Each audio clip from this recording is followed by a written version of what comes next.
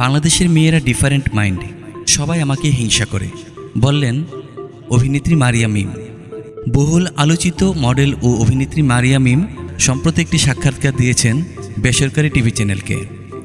উপস্থাপকের নানা প্রশ্নের জবাবে উঠে আসে তার ভাইরাল হওয়া জনপ্রিয়তা, নারীসুলভ হিংসা ও ব্যক্তিগত চিন্তা ভাবনা।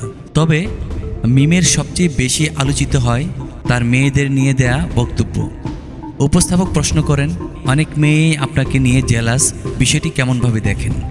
উত্তরে মারিয়া বলেন, হ্যাঁ, আমি নিজের চোখেই দেখেছি বাংলাদেশের মেয়েরা একটু ডিফারেন্ট মাইন্ডের, তারা হিংসা করে। এমনকি আমি কোনো অনুষ্ঠানে গিয়ে কোনো মেয়ের পাশে বসলেও আমি তাদের মধ্যে অন্যরকম একটা চাহনি দেখতে পাই, একটু অন্যরকম মানসিকতার। শুধু ছেলেরা নয়, এমনকি মেয়েরাও আমার দিকে তাকিয়ে থাকে কোথাও গেলে। এসব কারণে বাংলাদেশে আমার কোনো মেয়ে ফ্রেন্ড নাই। উপস্থাপক মিমকে প্রশ্ন করেন, আপনি যেখানেই যাচ্ছেন ভাইরাল হয়ে যাচ্ছেন, মানুষ আপনাকে নিয়ে প্রচুর আলোচনা সমালোচনা করছে, কেমন লাগছে বিষয়টা?